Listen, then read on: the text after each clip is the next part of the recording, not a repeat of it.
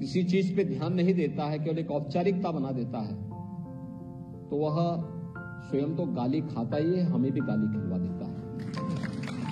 तो सबसे पहली बात तो ये है कि स्वयं गाली मत खाइए और हम लोगों को भी गाली मत खिलवाइए। व्यक्ति अपना ये प्रयास करता है, वो स्वयं भी यशस्वी हो जाता है। लेकिन जहां पे लापरवाही होती है, टीम वर्क नहीं होता, व्यक्ति अपने तरीके से काम करता है, समय पे नहीं है, स्वयं आता है। 6.5 वर्ष के अंदर प्रधानमंत्री मोदी जी के मार्गदर्शन में, उनकी प्रेरणा से प्रदेश ने अपने स्वास्थ्य सेवाओं को बेहतरीन किया है। याद करिए 2017 के पहले के प्रदेश की स्थिति क्या थी। हर एक क्षेत्र में पिछड़ा हुआ था, पहचान का संकट था, विकास की बात तो दूर थी, पहचान का संकट था। आप में से बहुत सारे लोग ऐसे होंगे जो उस समय पढ़ते रहे होंगे, उत्तर प्रदेश से बाहर डिग्री लेने के लिए जब गए होंगे तो अपना नाम छुपाने के लिए मजबूर रहे होंगे, अपने गांव का नाम, अपने जिले का नाम, अपने प्रदेश का नाम छुपाने के लिए मजबूर रहे होंगे। ज्यादातर लोग अपना नाम दिल्ली या कहीं और राज्य का लिखाते थे। लेकिन आज मैं कह सकता हूं कि 6-6.5 वर्ष के अंदर किए गए प्रयासों का परिणाम है, आज कोई उत्तर प्रदेश का नाम छुपाता नहीं है।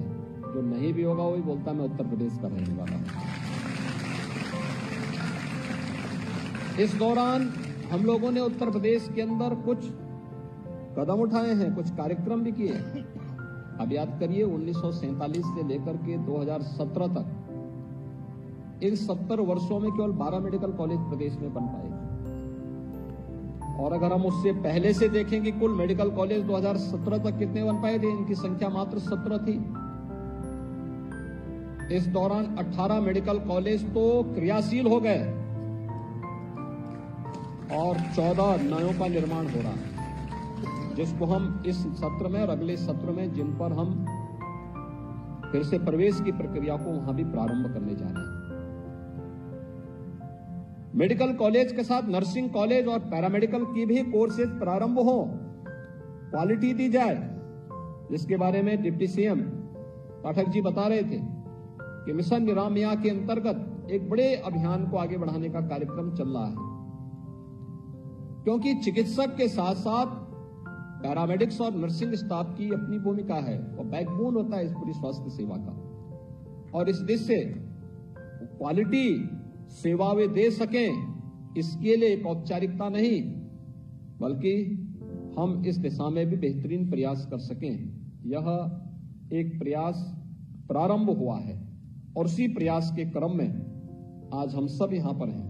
पहली बार प्रदेश में चिकित्सा और स्वास्थ्य की दृष्टि अगर हम देखेंगे, इन सेवाओं के स्ट्रेंथनिंग के लिए हम लोगों ने प्रदेश में चिकित्सा शिक्षा में आमूलचूल परिवर्तन के लिए इनका अपना एक स्वयं का विश्वविद्यालय सरदार अटल बिहारी वाजपेयी जी के नाम पे यहां पे लखनऊ में बन रहा है। और उसी हमारी जो अटल मेडिकल यूनिवर्सिटी है, सभी प्रदेश के मेडिकल कॉलेजेस से एफिलेटेड, उससे उसने कार्य करना प्रारंभ किया। युद्ध स्तर पर कार्य चल रहा है। स्वास्थ्य सेवाओं में बेहतरीन परिणाम भी सामने आए हैं। हम लोगों ने इस दिशा में जो प्रयास प्रारंभ किए, आज उसके परिणाम हम सबके सामने हैं। लगभग 10 करोड़ लोगों को आयुष्मान भारत में या मुख्यमंत्री जन आरोग्य योजना के अंतर्गत हम लोग आज के दिन पे 5 लाख रुपए की स्वास्थ्य बीमा का कवर दे रहे हैं। आज कोई गरीब ये नहीं कह सकता कि स्वास्थ्य सुविधा के अभाव में मुझे अपना उपचार कराने से वंचित रहना पड़ रहा है, क्योंकि चिकित्सक हमारे स्वास्थ्य के केंद्र हैं। गवर्नमेंट डिस्ट्रिक्ट हॉस्पिटल हो, सीएससी हो, पीएचसी हो, इनमें तो स्वास्थ्य की सुविधा मिल ही रही है, मेडिकल कॉलेज में भी मिल रहे हैं। और किसी को अन्य मेडिकल कॉलेज में, प्राइवेट संस्थान में जाके करना है तो 5 लाख रुपए का स्वास्थ्य बीमा का कवर भी उसको उपलब्ध हुआ है। डायलिसिस की सुविधा 72 जनपदों में डायलिसिस की सुविधा उपलब्ध करवाई जा चुकी है। हर जिले में आईसीयू स्थापित हो चुके हैं।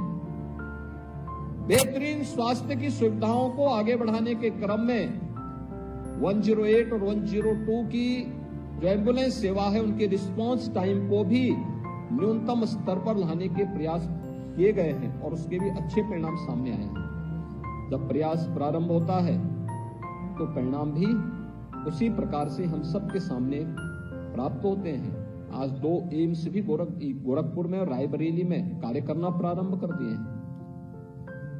यानी ये चीजें दिखाती हैं कि जब डबल इंजन की सरकार होती है तो डेवलपमेंट की स्पीड भी कई गुना बढ़ जाती है और वह स्पीड हम सबके सामने एक और चिकित्सा स्वास्थ्य और चिकित्सा शिक्षा के क्षेत्र में है। तो हमारी ट्रेडिशनल मेडिसिन को भी प्रोत्साहित करने के लिए भारत सरकार ने आयुष मंत्रालय का गठन किया। उत्तर प्रदेश ने भी 2017 के बाद अपना आयुष विभाग, फुल फ्लेज आयुष विभाग को यहां पे स्थापित करके उसने कार्य करना प्रारंभ किया।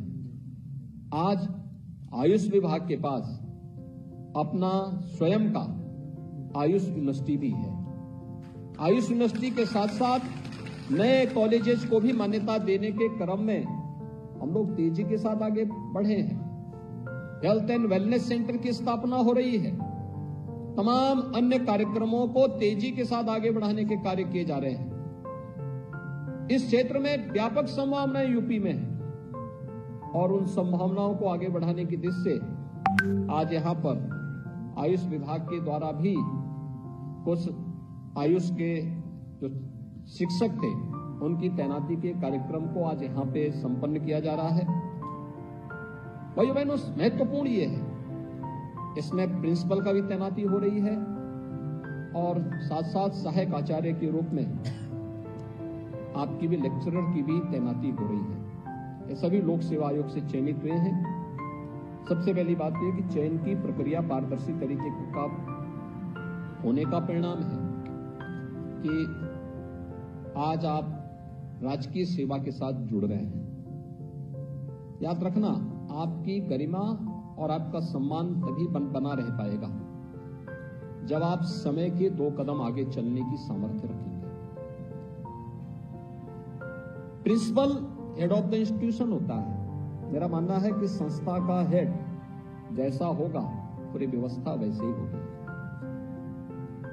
जहां अच्छे प्रिंसिपल काम कर रहे हैं, समय देते हैं, एक एक गतिविधि पे नजर रखते हैं, वहां पे हमारे मेडिकल कॉलेज भी अच्छे चल रहे हैं। मरीज भी शक्ति अपना ये प्रयास करता है, वो स्वयं भी यशस्वी हो जाता है। लेकिन जहां पे लापरवाही होती है, टीम वर्क नहीं होता, व्यक्ति अपने तरीके से काम करता है, समय पे नहीं है, स्वयं आता है, किसी चीज पे ध्यान नहीं देता है, केवल एक औपचारिकता बना देता है, तो वह स्वयं तो गाली खाता ही है, हमें भी गाली खिलवा देता है। तो सबसे पहली बात तो ये है कि स्वयं गाली मत खाइए और हम लोगों को भी गाली मत खिलवाइए, ये जरूर ध्यान रखना।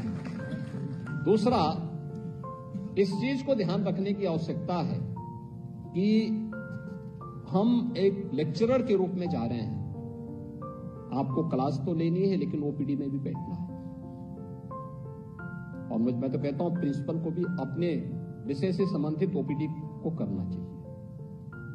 10 ही पेशेंट देखें, लेकिन एक अंदाजा लगता है क्या है हमारा ट्रेंड, पब्लिक की आवश्यकता क्या है। हम लोग जब पढ़ते थे तो हम लोग इस बात को मानते थे कि अगर प्रिंसिपल क्लास स्वयं ले रहा है तो मान के चलते थे कि विद्यालय में अनुशासन भी होगा और विद्यालय का रिजल्ट भी अच्छा होगा।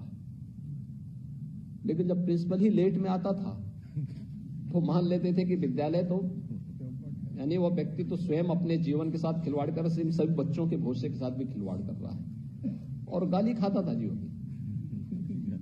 तो ये स्थिति कभी नहीं होनी चाहिए। और मेरा मानना है कि हर चिकित्सा शिक्षा से जुड़े हुए या आयुष से जुड़े हुए किसी भी लेक्चरर को असिस्टेंट प्रोफेसर हो, एसोसिएट प्रोफेसर हो या प्रोफेसर हो, इनको नियमित ओपीडी में बैठना चाहिए, अपने पेशेंट का नियमित राउंड भी लेना चाहिए और नियमित राउंड लेने के साथ साथ अच्छा होगा महीने के या साल भर के अपने जितने भी पेशेंट हैं उनकी बीएसडी को तैयार रखते हुए, सुरक्षित रखते हुए उस पर अपनी एक केस स्टडी भी बनानी चाहिए। क्या ट्रेंड है, आपके यहां क्या स्थिति है। आप करेंगे ही नहीं, शोध ही नहीं करेंगे, कुछ काम करेंगे नहीं, अपना रिसर्च पेपर ही सबमिट नहीं करेंगे, कैसे नया परिवर्तन आएगा, कैसा नया परिवर्तन आएगा। हमें बहुत सारी चीजों को स्थानीय परिस्थितियों के अनुरूप उसका उपचार भी ढूंढना पड़ेगा।